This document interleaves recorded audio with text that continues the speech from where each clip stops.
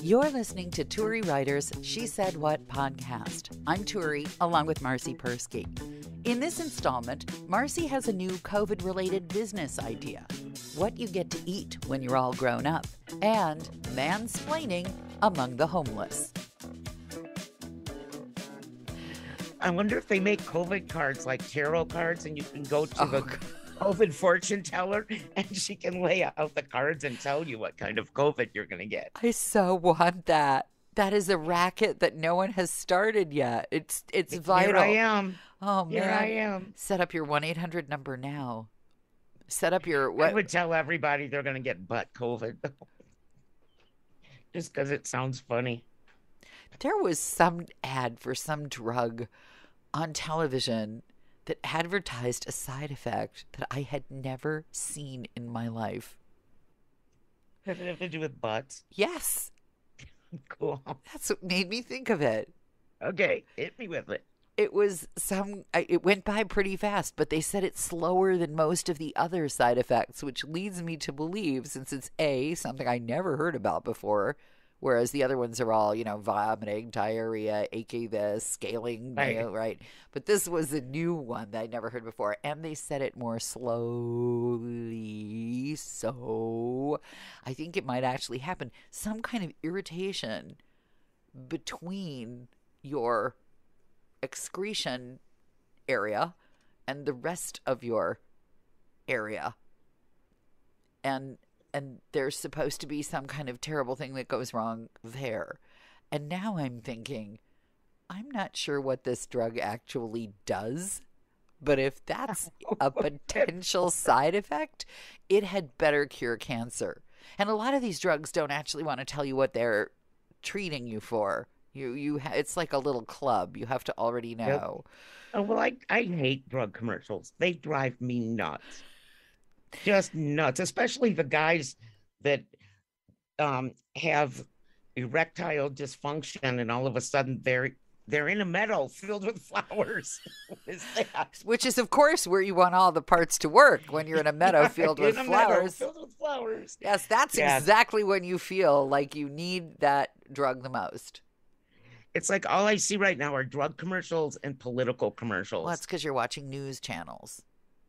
Not really. No, really? I'm watching South Park on Comedy Central. Well, then let me tell you, if you watch news channels, that's also what you'll see. Now, what does that tell you about the ad buyers of America? Do you think they feel like the people who watch South Park are not the same people who are watching CNN, or are they the same people? I think we are the same people, pretty much. Okay. All right. I mean, we watch The Daily Show. And we watch South Park every night. South Park is that my husband can't go to sleep without noise. So that's what's on the TV as he goes to sleep. And then I wake up at 2:00 in the morning to go to the bathroom and turn it off. Or you wake up in your chair at 2 in the morning. Right. Well, that's what I meant. You I'm can in a hear different it room, all the way from the bedroom to your chair. That's pretty loud. You know what? If I can, then I know that I'm sleeping with my hearing aids in and I'm not supposed to do that. So it's kind of my warning to go take them out. Oh, good. I'm glad you have a protocol for that. Oh, we were going to talk about the cotton in the ears. So I just posted on my social media that I have sold all 5 of the Suzuki Violin School discs.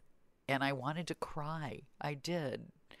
I thought, oh, I'll never hear that Twinkle Variations, and I'll never hear all the other stuff, and I'll just never. And plus, the kid was really very good at violin. Got to this first year imitation of Suzuki violin. That's the first book. So yes, to your point about the ears, I felt really, really, really sad. I still feel sad because it means that he really has given up. It's all over. He doesn't want to keep them for sentimental reasons. And he's, he drew the line at letting us sell the violin, which is interesting. Maybe he'll pick it up again when he's older. Maybe. So there was that. And then there was the remembrance of the first 2 Suzuki discs. And for those who don't have children who study anything with Suzuki, it's kind of use your ears to learn to play and the notes also, but do both. 2 sensory inputs. So you learn by listening and by reading. And he for the first book or two, first disc or two, you do spend a lot of time trying not to hear what it sounds like. So Sound problem. so you do have to listen because this involves the parent. The parent has to be like the coach, just like a little league coach. That's why I never did Suzuki and sent my kids away to private lessons. Well, I had private lessons. You just go sit in Go the to private someone else's lesson. house.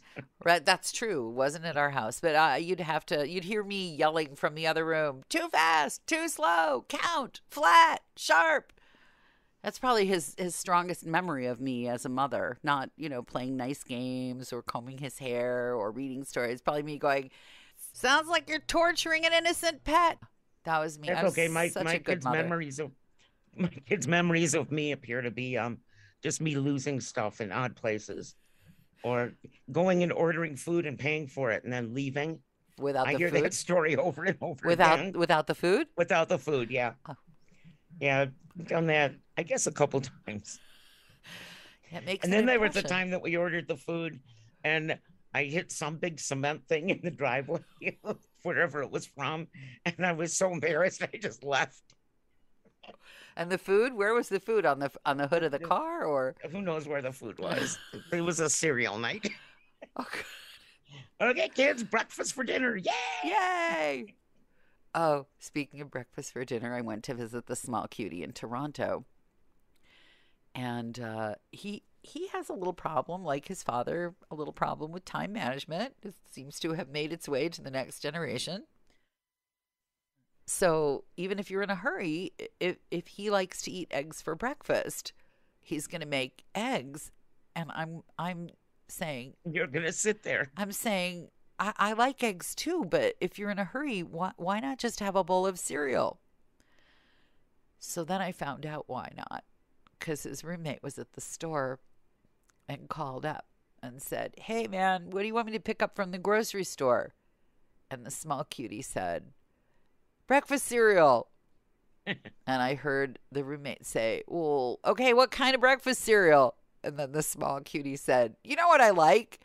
There was a moment of silence, and then he looked at me, and I think he turned red, and he said, "Sugar encrusted chocolate glazed flakes of caramelized whatever I never allowed them to eat their whole childhoods."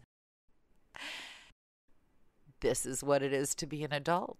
You get to eat Yep. the sugar chocolate cereal There you go. if you want to. I remember being an adult and I had cold pizza for breakfast and thought it was awesome. Yep, me too. Cold pizza. I think that was my first sign of adulthood as well. Yeah. That and a few other things that I won't mention. Yeah. Well, you started before you were an adult with that. So Yeah, I don't want to talk. true. But there were things like I remember my parents, one of the things that they would do is if there was a food that we didn't have enough money to buy very often, they would do kind of this Oliver Twist thing where they'd buy a tiny little bit of it and then they'd cut it up so that everybody could have a taste and be furious and frustrated and feel deprived. In my opinion, it would have been better just not to get the thing at all. But they would buy like 2 lamb chops for 5 people. They And cut would them they up. lock you in the cellar if you said, "Please, sir, may I have some more"?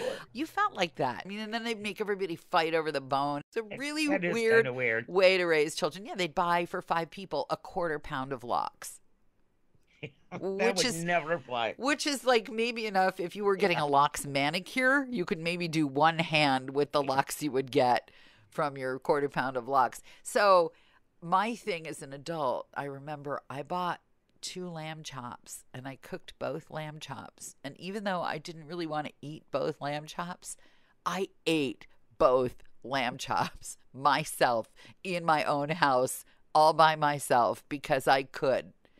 And There then you go. I think at some future point, well, it all went to hell when Costco showed up because all the stuff that you actually, it'd be like finding out, it would be like finding out that platinum can actually be scraped out of the bottom of your bathtub drain every 3 weeks.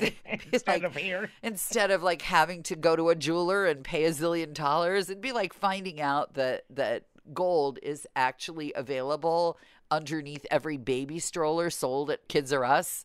It would be like Yeah, we have that. to come visit you just to go to Costco. So 'Cause so we don't have a Costco here. I will deluge you with Costco things. When people come visiting us from foreign countries, we take them to Costco and just watch their eyes fall out of their sockets. So when Costco showed up in the Bay Area, I realized that locks did not have to cost more than your engagement ring. Okay. I was shocked, and I bought it, and I started putting it in everything. I was like, breakfast cereal with locks. Oh, Not quite that bad, but I mean, I'd be like, this salad, I could put locks on it. It was kind of like that. All of a sudden, it was the deflation of the locks. deflation. It was locks deflation. Yeah, I like because that. it used to be like money in our house. I'll trade you my share of the quarter pound of locks if you'll give me your Yeah, I'm the whatever. only one that'll eat it in my house. So I get all the locks for me, and I buy it at Safeway because that's the only grocery store we have. Well, one of these days, you'll get on a plane with your own bottle of Southern Comfort so that you can fly, show up here, and make your list of things that you would like to take back, including 5 pounds of Drunk at your locks. What? I said show up drunk at your door. Yeah, that's fine. We'll come get you. I don't want to take the red line. I swear today, funny you should mention it. Today, I believe that I ran into again the double of that guy we met on the red line going, I stole it, I stole it, I No. stole. I walked into Walgreens to buy the giant sized bottle of Tylenol, and His twin brother. there was this guy, high as a kite. And when I walked out, he was having a conversation with the young woman who panhandles outside of Walgreens, talking about all the stuff that you can get at Walgreens without paying for it, like literally outside the door of Walgreens. Nice. I stole it, I stole it, I stole it. I'd seen him in the Walgreens. He was clearly high as a kite. He was walking right down the middle of the aisle, and I walked around him, and it was kind of a tight fit. And I said, excuse me. And about six of his steps later, he realized that someone had passed him and said, excuse me. And he said, it's all right, man.